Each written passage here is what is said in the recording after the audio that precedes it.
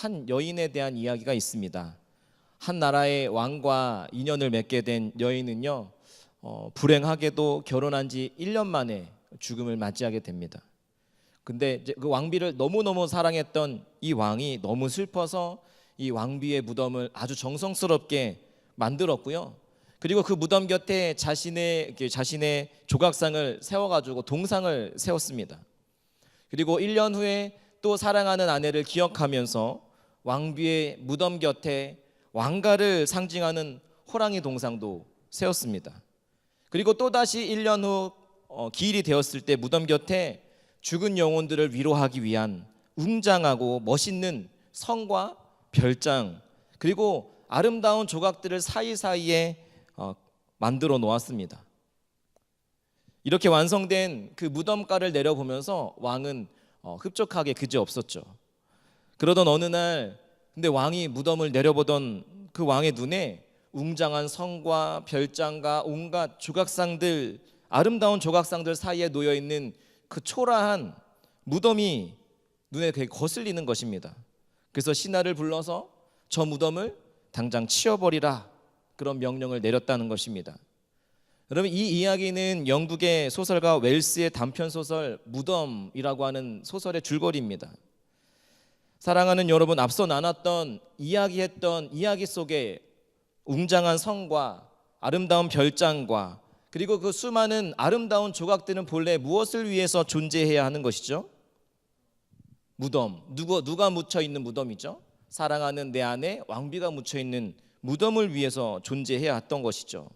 그런데 왕은 아내를 위해서 존재해야 할 주변의 조각상들의 비본질적인 것을 본질의 자리로 바꾸어 들어온 순간 왕은 알맹이를 잃은 빈 껍데기만 붙들게 되는 우픈 상황이 연출이 되는 거죠.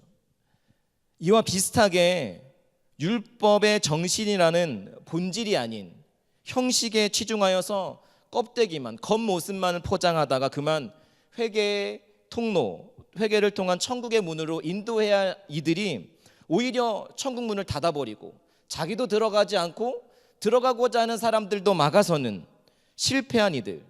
그래서 그들을 향해서 예수님께서 책임을 물으시면서 7가지의 화를 겨누시는 이들이 오늘 본문 속에 등장합니다. 그들을 향한 7번의 화를 선언하시는데 오늘 본문은 4번째부터 시작됩니다. 23절의 말씀 한번 같이 읽어볼까요? 23절의 말씀입니다. 시작. 화 있을진저 외식하는 서기관들과 바리새인들이여, 너희가 박하와 회양과 근체의 11조는 드리되 율법에 더 중한 바 정의와 긍휼과 믿음은 버렸도다. 그러나 이것도 행하고 저것도 버리지 말아야 할지니라. 여러분은 박하와 회양과 근체 뭔지 아십니까? 박하는요, 그 식물의 가루나 즙을 내서 이제 실내에 뿌리거나 하는 그 뭐랄까요, 향기를 내는 식물이고, 회양은 향료로, 그리고 근체는 양념이나 약용으로 사용되던 식물입니다. 율법에 보면은 11조에 대한 규정을 하는 부분이 나와요. 그런데 보면 11조의 범위를 토지의 소산중 곡식과 포도주의 기름 등으로 규정하고 있기 때문에 사실 박하와 회양과 근체는 11조의 대상, 11조를 드려야 할 의무가 없던 부분입니다. 그런데 서기관들과 바리새인들은 이러한 아주 사소한 부분까지도 확대시켜서 엄격하게 11조를, 율법을 지키려고 하는 10의 1을 떼어드릴 만큼의 종교적 열심이 대단했던 자들이죠. 이것을 예수님께서 문제 삼으시는 것이 아닙니다. 오히려 오늘 신앙생활을 하고 있는 우리에게 이러한 형식에서의 철저함은 우리가 배워야 할 부분은 아닐까 싶어요. 물론 저도 개인적으로 내용이 형식보다 더욱 중요하다고 생각합니다. 하지만 우리는 어느 순간부터 내용이 형식보다 중요하다고 강조하고 그런 가운데 신앙생활을 하다 보니까 겉모습, 그래서 우리를 내용을 지켜주는 겉을 너무 쉽게 무시하는 경향들이 생긴 것이 아닌가 싶어요. 그래서 그러다 보니까 너무 쉽게 타협하고 신앙의 틀과 껍데기는 물론이거니와 그게 깨짐으로 인하여서 그 안에 신앙의 내용, 알맹이마저 깨져 있지 않는가? 그런 면에서 어쩌면 이들의 철저함, 그렇게 철저하게 율법을 지키고자 했던 그들의 모습은 우리에게 있어서 도전이 되어야 하고 배워야 하고 회복되어야 될 열심으로까지 보입니다. 그러면 뭐가 문제냐? 뭐가 문제입니까? 율법에조차 기록되지 않은 부분까지 철저하게 11조를 드리는 데는 그들은 매우 열심히 있었던 자들입니다. 하지만 그들에게 있어서의 정작 중요한 율법의 정신, 즉 가난한 이들의 권리를 보호하는 정의와 이웃사랑, 그리고 하나님을 향한 믿음에 대해서는 소홀히 여길 뿐만 아니라 행치 않는 것에 대해서는 전혀 문제 삼지 않는, 율법의 정신은 버리고 형식만 붙잡는 껍데기 신앙, 그것이 문제라는 것입니다. 그들의 모습을 예수님께서 24절에 어떻게 비유하셨죠? 하루살이가 부정하다 해서 포도주에 번식하는 모기류, 그 작은 벌레 등을 채로 걸러내서 부정한 벌레들을 먹지 않기 위해서 채를 걸러내면서도 팔레스타인 지방의 가축 중 가장 큰 부정한 짐승인 낙타는 집어삼키는 풍자적인 모습으로 그들의 외식적인 모습을 말씀하고 있습니다. 무슨 말이냐?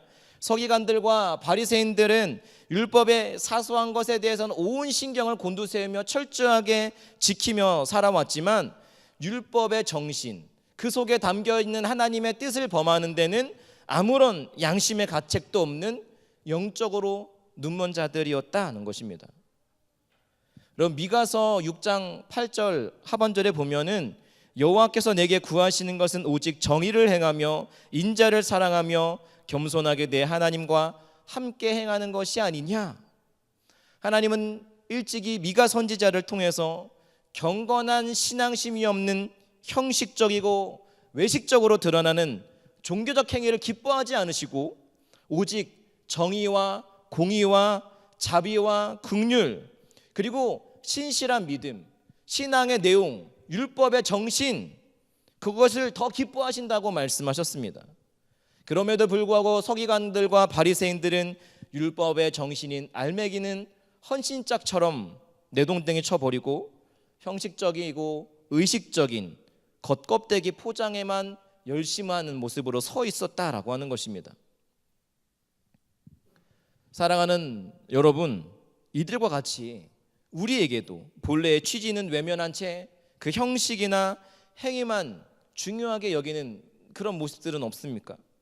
개인의 경건 생활을 위해서 말씀을 묵상하고 기도의 자리에 나아가던 것이 어느 순간부터 내 의가 되어서 자신은 굉장히 새벽을 매일마다 깨고 매일마다 하루도 빠짐없이 말씀 묵상하는, 그래서 굉장히 거룩한 사람인 것처럼 여기면서 그렇지 못한 자들을 향해서 정죄하는, 그 속에서 말씀하시는 하나님을 놓치고 예배에 빠지지 않고 참석했으니 나는 주일 성수했다, 그 정도 만족하며 안도하는 그런 우리의 신앙의 모습은 없습니까? 야고보서 2장 26절은 또 이렇게 말씀하고 있습니다. 영혼 없는 모임이 죽은 것 같이 행함이 없는 믿음은 죽은 것이니라. 사랑하는 여러분, 신앙은 교회 안에서, 이 예배당 안에서만이 아니라 삶으로, 매일의 삶으로 이어져야 하는 것입니다. 즉 믿음은 삶으로 드러나야 한다는 것이에요. 그러나 서기관들과 바리새인들은 그렇지 못했습니다. 겉으로는 믿음이 있다고 고백하고 겉으로 포장하는 데는 너무 잘했지만 그 속에 무엇이 있었냐? 지난주 담임 목사님께서 말씀해 주셨던 것처럼 말씀과 같이 잎만 무성한 나무처럼 거룩한 척, 경건한 척하지만 열매는 없는 무화과 나무와 같은 자들이었다는 것입니다. 바라옵기는 우리 사랑하는 산부 예배 공동체에 속한 모든 지체들은 모두 척하며 사는 삶이 아니라 청하는 자들이기를 축복합니다. 척하는 자들이 아니라 하나님의 말씀을 청종하고 듣는 자 되어서 입만 무성한, 겉만 번지르한 자들이 아니라 속이 꽉 찬 신앙의 알맹이들로 가득하기를 축복합니다. 계속해서 25절의 말씀입니다. 한번 같이 읽어볼까요? 마태복음 23장 25절 말씀입니다. 시작. 잔과 대접의 겉은 깨끗이 하되 그 안에는 탐욕과 방탕으로 가득하게 하는도다. 여러분, 우리말 성경에는 이 화 있을진저 이 앞에 아무 말도 없지만요, 원어 성경을 보면 이유를 나타내는 접속사가 이제 있어요. 그러니까 무슨 말이냐면 25절 이하부터는 그들이 왜 외식하는 자들인가, 무엇을 근거로 겉과 속이 다른 자들인지 그 내용들이 이어지고 있다, 그것을 말한다는 것이에요. 그러니까 서기관과 바리새인들은 정결 규례와 같은 외적인 것들은 잘 지키면서도 그 계명의 본래 취지인 마음의 정결을 지키는 것에는 소홀히 여기는 이중적인 모습들이 그들의 위선이었다라고 말씀하고 있다는 것이요. 여러분, 설거지를 할 때 가장 중심적으로 닦는 부분이 어딘가요? 바퀴인가요? 아닌가요? 아니죠. 여러분, 제가 이 컵을 들고 있는데 컵 겉으로 보기에 깨끗한가요? 네, 멀어서 잘 안 보이십니까? 깨끗합니다. 네. 그래서 제가 깨끗한 줄 알고 마실 물을 따랐는데요, 이 안에 물 위에 가래와 같은 불순물이 둥둥 떠 있다면, 여러분, 겉은 깨끗하지만 이 물을 마실 수 있는 사람이 누가 있겠습니까? 아무리 깨끗한 물이라고 할지라도요, 안이 깨끗하지 않으면 그 물이 더러워지는 것 아닙니까? 맞죠?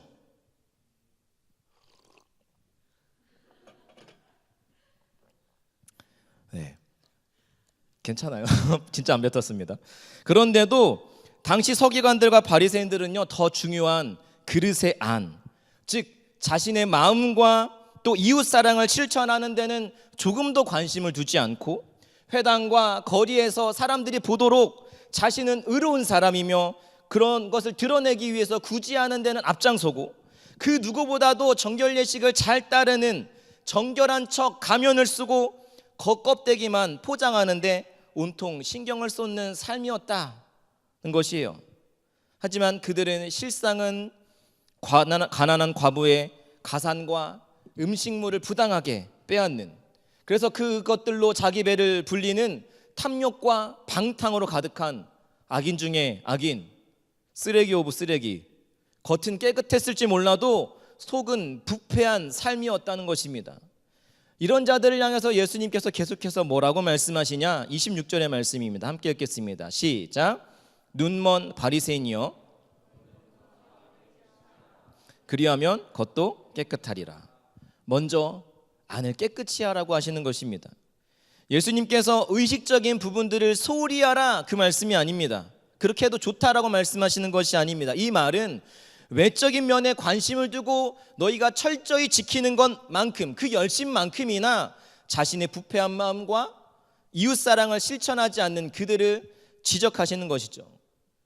예수님은 산상수훈에서도 예물을 드리기 전에 형제들에게 원망 들을 만한 일이 있다면 그것을 먼저 해결하고 그 재물을 가지고 오라고 말씀하십니다.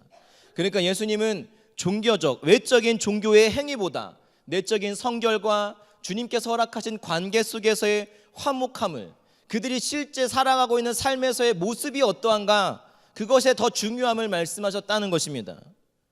여기서 먼저, 안이 겉에서 앞선다라고 하는 것은 문자적인 의미라기보다는요, 안을 깨끗이 하면 밖이, 안이 깨끗해지면 밖은 저절로 깨끗해질 것이다 라고 하는 것을 강조하고 있는 표현입니다. 여러분, 그릇이 아무리 황금으로 만들어졌다 한들 그 안에 온갖 더러운 배설물로 가득 차 있고 오물로 더럽혀져 있다면 여러분, 그 그릇이 깨끗하다라고 할 수 있겠습니까? 네, 깨끗하다 할 수 없겠죠. 그러나 그에 반해서 질그릇으로 만들어졌지만 너무나도 안이 깨끗하다면 여러분들은 둘 중에 어떤 그릇을 사용하시겠습니까? 그래도 금그릇입니까? 네, 물론 깨끗이 씻어지면 되겠지만, 네, 가치는요 존재 목적에 합당할 때 발생하는 것이죠. 안이 더러워서 내용물을 담으면 그 음식물조차, 내용물조차 더러워서 그릇으로 사용할 수 없는 은금으로 만들어졌다 할지라도 그 은금으로 만들어진 그릇은 존재 목적에 합당하지 않기 때문에 더 이상 그릇으로서의 가치는 없는 것입니다. 내적으로 성결하지 못한데 겉으로 아무리 아름답게 포장한들 겉이 깨끗해질 수 있을까요? 그런데 이스라엘 그 서기관들과 바리새인들이 꼭 그랬다는 것입니다. 본질을 놓친 바리새인과 서기관들의 형식과 외식주의, 그것에 대해서 예수님께서 계속해서 이렇게 말씀하십니다. 27절과 8절도 같이 읽어볼까요? 시작. 화 있을진저 외식하는 서기관들과 바리새인들이여, 회칠한 무덤 같으니 겉으로는 아름답게 보이나 그 안에는 죽은 사람의 뼈와 모든 더러운 것이 가득하도다. 이와 같이 너희도 겉으로는 사람에게 옳게 보이되 안으로는 외식과 불법이 가득하도다. 25절 이후에 그들이 왜 외식하는 자들인가에 대한 이유가 나타난다고 했죠. 여기서도 그것을 기록하고 있는 것입니다. 여러분, 6월절이 되면은요, 정통 유대인들은요, 어느 곳에 있던지 당시에 예루살렘의 6월절을 지키기 위해서 성전이 있는 곳을 향하여 왔습니다. 그러니까 많은 사람들이 원근 각지에 살다가 6월절에 예루살렘에 예배드리기 위해서 왔다. 그러면요, 숙소들이 남아나지가 않겠죠. 그러면 조금 늦은 사람들은 밖에서 노숙해야 되는 경우들도 있었을 거란 말이에요. 이들은 6월절을 지키기 위해서 다른 지역에서 왔던 사람들입니다. 그렇기 때문에 어디에 무덤이 있는지 잘 알지 못했어요. 그러니까 잠을 청하다가 혹은 길을 가다가 무덤을 밟든지 기대어 잠을 잘 수 있는, 실수를 범할 수 있는 가능성이 있었을까요? 없었을까요? 무슨 말씀인지 모르겠어요? 무덤 곁에 자거나 무덤을 밟거나 할 수 있는 일이 있었을까 없었을까요? 물론 우리가 생각하는 무덤으로 생각하시면 여러분 어떻게 그래, 무덤인지 뻔히 보이는데, 근데 가난한 자들은요 그냥 들에 그냥 땅 파묻고 평토장을 했단 말이에요. 그러니까 거기를 밟고 지나가면 부정한 사람이 되고, 그 시체를 만지거나 시체가 담겨져 있는 무덤을 만지면, 무덤가를 이렇게 스치면, 부지 중에 밟게 되면 7일 동안 부정해요. 며칠? 그러면은요 예루살렘의 온 목적을 달성할 수가 있습니까 없습니까? 예루살렘에 6월절을 지키기 위해서 왔는데 실수로 밟아가지고 부정하게 되면 예배를 못 드리는 거예요. 휴가를 내서 시간을 내서 많은 돈을 들여서 왔는데 그 일을 이루지 못하는 안타까운 일들이 생길 수 있었던 거죠. 그러니까 그런 불상사를 방지하기 위해서 누구든지 알아보도록, 객지 사람들도 누구든지 알아볼 수 있도록 무덤이 여기가 무덤입니다 라는 것을 알려주기 위해서 회치를 했다는 거죠. 그런데 예수님께서 바리새인과 서기관들이 그 회칠한 무덤과 같다고 이야기하시는 것이에요. 그럴듯하게 회칠하여서 꾸며 놓았지만 그 속은 죽은 자들의 뼈와 썩은 것들로 가득해서 냄새가 진동하는 무덤 같다. 왜 이렇게 심각하다고 말씀하셨을까요? 여러분, 회칠하다라고 하는 것은요, 하얗게 칠하다라고 하는 그 말은 비유적으로 겉을 꾸미다, 결점을 갖추다라는 뜻이 있습니다. 그러니까 그들은 자신 안에 있는 부패와 불법과 악함을 감추기 위해서 겉을 꾸미고, 결점을 감추기 위해서 겉으로 거룩한 척, 정결하는 척하는 일에는 열심을 냈지만 그들의 실상, 즉 도덕적, 영적 상태는 썩어 냄새나는 부패로 가득한 생명이 없는 그들을 향해서 화를 선언하시는 것이에요. 레너드 스윗이라고 하는 사람이 쓴 교회 스타벅스에 가다라고 하는 책에 나오는 이야기입니다. 상스럽고 교양머리 없는 한 사내가 어느 길을 가다가 어느 가게 진열장에 화려한 색상과 불투명한 흑적색의 빛이 나는 아름다운 꽃병이 그의 눈을 사로잡았습니다. 그리고 자신도 모르게 그 꽃병에 홀려 진열장 앞에 서게 됩니다. 그리고 매일같이 지나다니는 길에 어김없이 꽃병 앞에서 꽃병을 물끄러미 하염없이 쳐다보고는 했습니다. 그러다가 이 남자가 하루는 용기를 내어서 가게 안으로 들어갑니다. 그리고 이 꽃병이 어떤 꽃병인지에 대해서 물었습니다. 그러나 아니나 다를까 이 꽃병은 아주 희귀한 것으로서 갈르 1900 카메오 세공품으로 이것을 구입하기 위해서 지불해야 될 대가는 자신이 2달을 꼬박 일해서 한 푼 쓰지 않고 내야 되는 가치였습니다. 그래서 하는 수 없이 나왔겠죠. 그리고 수없이 많이 고민을 했겠죠. 그러나 그 길을 지날 때마다 내가 저것을 꼭 사야겠다 라는 생각에 2달 돈을 모아서 나를 위한 선물을 이 남자가 하는 거죠. 그리고 그 큰 꽃병을 큰맘 먹고 이 꽃병을 사서 이제 집으로 데려옵니다. 그리고 갈르를 집에 데려오는 어느 날 그는 거실 벽난로에 이 꽃병을 올려놓았는데 작은 꽃병이었지만 이 꽃병 하나로 주변 환경이 압도될 만큼 너무 멋있던 거죠. 그리고서 그 꽃병과의 온 집안의 조화를 위해서 집을 깨끗이 청소하기 시작합니다. 그리고서 청소를 하고 났는데도 이 꽃병과 이 집이 인테리어가 어울리지 않는다고 생각됐는지 지저분한 커튼과 망가져버린 소파도 바꾸었습니다. 그리고 형광색도 이 꽃병의 색채를 온전히 드러내지 못한다고 해서 조명도 바꿨습니다. 벽지도 바꾸고 페인트 칠도 다시 했습니다. 그 꽃병 하나로 집안 전체가 완전히 조금씩 바뀌어 가더니 완전히 리모델링 된 거죠. 사랑하는 성도 여러분, 신앙을 갖고 산다라고 하는 것은 내 영혼과 삶에 새로운 존재가 들어오는 것입니다. 예수님으로 인해서 내 삶에 새로운 생명이 들어오게 되면서부터 거듭나는 것입니다.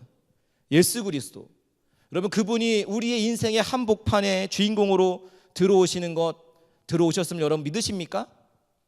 믿으십니까? 그 사실을 믿는다면, 그분이 내 마음의 집에 자리 잡게 되었다면 그분으로 인해서 우리 마음의 속사람은, 알맹이가 어떻게 변화되어야 하겠습니까? 그러기에 생명력이 없는 자들은 하나님의 자녀라 할 수 없습니다. 기독교의 구원은 율법을 철저히 지키려고 애를 쓰는 것으로 되지 않습니다. 생명의 근원 대신 예수가 그 속에 없다면, 그로 인한 변화가 드러나지 않는다면 겉은 포장해서 살아있는 것 같지만 실제는 죽은 자나 다름없는, 자신들의 더러움을 아무리 가리고자 껍데기를 덧칠하고 숱하게 노력해도 하나님과의 인격적인 관계 속에서의 교제가 없다면 율법의 조항에 매여서 정작 아는 생명력이 없는, 무덤과 다를 바 없는 죽은 자들 같다, 죽은 자들이었다는 것입니다. 여러분, 앞서 나눈 이야기의 주인공은요, 자기 집에 새로운 꽃병 하나 들여옴으로써 꽃병과 어울리지 않는 것들을 정리하고 새롭게 하기 시작합니다. 여러분, 그러면서부터 이 사람의 삶이 어떻게 됐을까요? 그 꽃병과 어울리는 집을 바꾸기 위해서 활기가 넘치고 뭔가 무의미했던 삶에 새로운 변화들이 일어나지 않았을까요? 그것 하나 때문에 그의 삶이 바뀌었다면, 이 세상 최고의 가치이신 예수님이 우리 인생에 들어오셨다면 우리의 마음과 우리의 내면 역시 그분을 모시기에 합당한 모습으로 변해가야 하는 것 아닙니까? 예수님과 어울리지 않는 것, 그것들은 과감하게 정리하면서 말이죠. 사랑하는 여러분, 믿음은 그러기에 단지 겉으로 드러나는 모습이 아니라 내면의 변화에서부터 일어나는 것입니다. 내가 주인 되어 내 뜻대로 살아오던 삶의 자리를 예수님께 넘겨드리고, 주님, 예수님, 당신이 내 삶의 주인이십니다, 내 주인 되시는 삶으로 나가야 하는데, 많은 신앙인들 가운데 여전히 내가 내 삶의 주인 되어서 내 뜻과 내 생각을 내려놓지 않은 채로 방치하다 보니까 어떻게든 내가 거룩한 척, 깨끗한 척 보이기 위해서 껍데기만 치장하는, 내면의 변화와 거듭남이 없는 위선을 향해 갈 수밖에 없는 것입니다. 그런데 분명히 여러분 기억하셔야 될 것은, 겉을 아무리 잘 꾸며도 우리 안에 변화의 생명력이 타오르지 않는다면, 그 모습이 아무리 헌신적이고 열정적인 것 같아 보인다 할지라도 그 실상은 냄새나고 죽은 시체로 가득한 회칠한 무덤에 불과하다는 것입니다. 우리의 신앙의 모습이, 우리의 신앙의 여정이 그 길 위에 서 있는 것은 아닙니까? 더 나아가서 29절과 30절의 말씀도 한번 같이 읽겠습니다. 시작. 와 있을진저 외식하는 서기관들과 바리새인들이여, 너희는 선지자들의 무덤을 만들고 의인들의 비석을 꾸미며 이르되, 만일 우리가 조상 때에 있었더라면 우리는 그들이 선지자의 피를 흘리는데 참여하지 아니하였으리라 하니. 여러분, 이들은 선지자들의 무덤과 의인들의 비석을 세우면서 나도 그들과 같음을 드러내고자 비석을 세우고 무덤을 만들었습니다. 여러분, 그런다고 나도 그들처럼 의인이 되는 것입니까?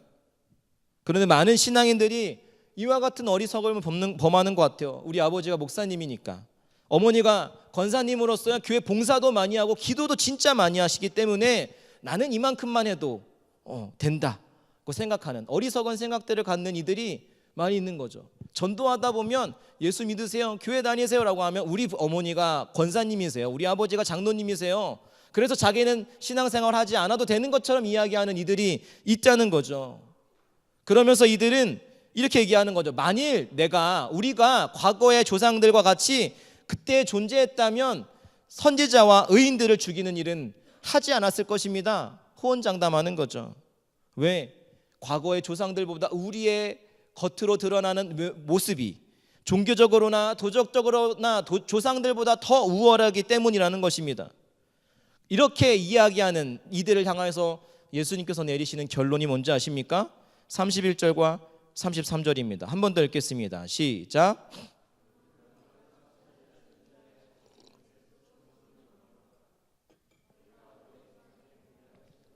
뱀들아, 독사의 새끼들아, 너희가 어떻게 지옥의 판결을 피하겠느냐?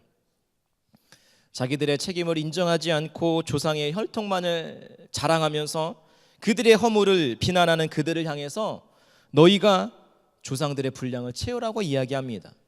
무슨 말입니까? 너희의 조상들이 선지자들의 의인들의 피를 흘리게 했던 그 피 흘림으로부터 시작한 일을 예수님 자신을 거부하고 죽이는 일로 마무리 지으라는 의미로 너희가 그 일을 완성하라고 말씀하시는 것입니다. 사랑하는 여러분, 그들은요 과거 다른 사람들과 조상들과 다릅니다. 나는 저들과 같지 않습니다 라고 이야기하지만 그 끝내 그들 누가 예수 그리스도를 십자가에 못 박아 내어주는데 일조했습니까? 누가 예수 그리스도를 죽음의 자리로 내몰았습니까? 서기관들과 바리새인들이 주도하지 않았습니까? 자기들은 다르다고 이야기했지만, 자기들은 안 그랬을 것이다 라고 이야기했지만 똑같은 일을 하고 있는 것이죠. 오늘 우리는 이 서기관과 바리새인들의 모습을 보면서 나는 아닌데? 아니라고 생각할지 모르겠습니다. 그러나 그들과 다를 바 없이 경건의 모양만 있고 경건의 능력이 없는, 자기의 신앙의 혈통을 자랑하면서도 알맹이는 텅 빈 껍데기만 붙드는 좁디좁은 사고를 가진 모습으로서 우리 공동체 안에, 우리 예배 안에 우리와 조금만 다른 이들이 오면 이들을 배척하고 그들이 교회에 발 딛지 못하도록 막아서는, 그리고 또다시 예수를 십자가의 죽음으로 내모는 위선적인 신앙의 모습이 우리 가운데 정말 없습니까? 사랑하는 여러분, 예수님이 선언하시는 7번의 화를 기록한 내용 중에서 예수님께서는 서기관들과 바리새인들을 가리켜서 6번이나 외식하는 자, 위선자의 의미로 말씀하십니다. 여러분, 이 말은 헬라어 배우를 의미하는 단어에서 유래한 것입니다. 그러니까 무슨 말입니까? 그들은 경건한 사람인 것처럼 행동하지만 마음은 그런 사람들과 거리가 먼 연기를 하고 있는, 자신들의 주장과 행동 사이에는 거리가 멀어져 있고 벌어진 틈이 있어서 자신들이 그토록 철저히 지키고자 했던 율법의 정신은 정작 이행하지 않는 자들이었다라고 하는 것입니다. 예배당 안에서 사람들 앞에서는 믿음이 있는 척, 거룩한 척 가면을 쓰고 있었지만 정작 그 믿음이 발휘되어야 하는 순간에는 쓰고 있던 신앙의 가면을 벗어던지고, 거룩함의 가면을 벗어던지고, 나도 당신과 똑같은 사람임을 이야기하면서 크리스찬임을 감추는, 껍데기는 거룩함으로 포장해왔지만 알맹이는 전혀 거룩하지 못한 겉과 속이 다른 자들이었다고 하는 것입니다. 저도 오늘의 말씀을 묵상하고 준비하면서 마음이 그리 편치만은 않더라고요. 아니라고 부인하지만 더 기도하지 못했음에도 불구하고, 더 주님과의 교제 시간을 갖지 못했음에도 불구하고 내가 하는 일이 교회에서 하는 일이고 주의 몸된 교회를 세워가는 일이기 때문에 위안거리로 삼아가면서 경건한 척하고 있지만 나의 내면을 들여다볼 때 그들과 다를 바가 없구나, 선한 것이 하나 없구나, 그런 생각이 드니까 이 말씀 앞에 서는 것이, 그리고 이 말씀을 전하는 것이 쉽지 않더라고요.